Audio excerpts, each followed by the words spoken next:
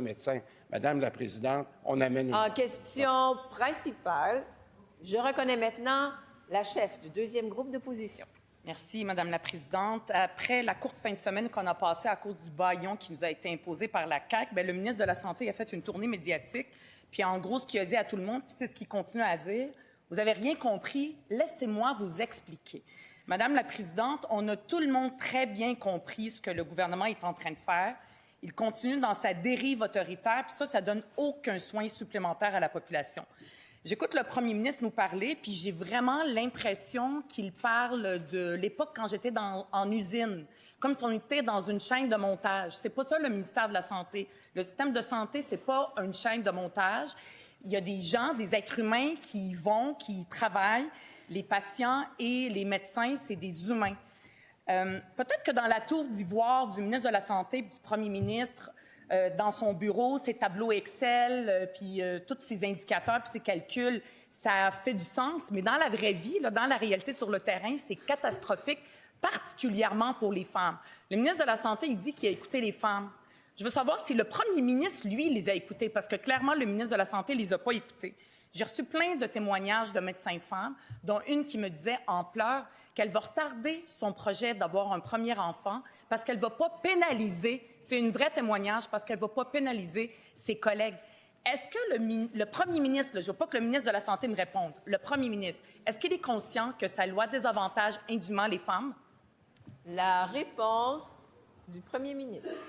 Oui, Madame la Présidente, c'est assez difficile de suivre la chef de Québec solidaire parce qu'elle nous a dit clairement la semaine dernière qu'elle est d'accord avec le changement de mode de rémunération.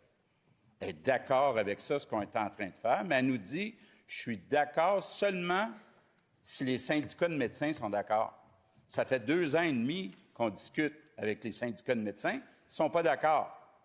Donc, qu'est-ce qu'elle nous propose? Maintenant, je pense que le ministre de la Santé vient de bien expliquer qu'au lieu d'avoir des objectifs individuels, on propose maintenant des objectifs locaux, régionaux et nationaux, des objectifs collectifs.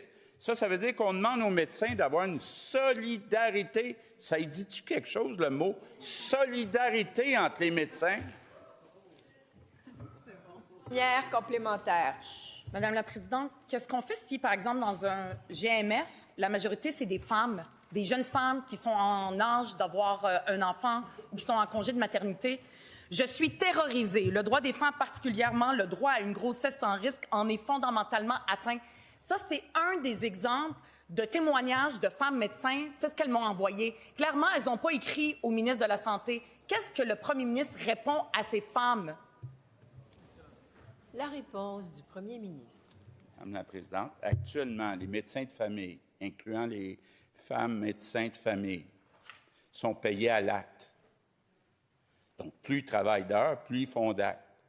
Là, nous, ce qu'on propose, c'est d'avoir des objectifs collectifs.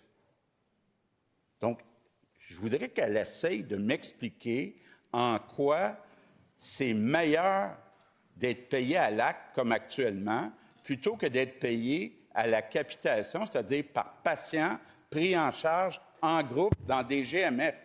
Pourquoi veut-elle aller vers l'individualisme au lieu de travailler en groupe? Deuxième complémentaire. Madame la Présidente, non seulement le premier ministre n'écoute pas les femmes, mais il les ignore. Je pose une question extrêmement claire. Extrêmement claire. J'ai regardé ici... Attendez, Madame la chef. Article 32, gardez le silence. J'aimerais entendre la question. Il vous reste 20 secondes pour suivre, Madame la chef. J'ai ici l'organigramme du ministère de la Santé, puis sous le ministre de la Santé, il y a Catherine Ferrenbach. Ça, c'est une sous-ministre associée à la condition féminine. Est-ce qu'elle a été consultée ou elle a été bâillonnée, elle aussi? Moi, j'offre ici l'occasion au premier ministre de corriger sa loi pour arrêter de désavantager indûment les femmes. La réponse du premier ministre. Madame la Présidente, Québec solidaire est pour changer le mode de rémunération vers la capitation en groupe, c'est-à-dire que les médecins soient payés en fonction du nombre de patients pris en charge en groupe. Elle dit qu'elle est d'accord avec ça, mais là, elle vient me dire qu'il faudrait rester à un mode de rémunération par acte individuel. Je comprends rien. Ah,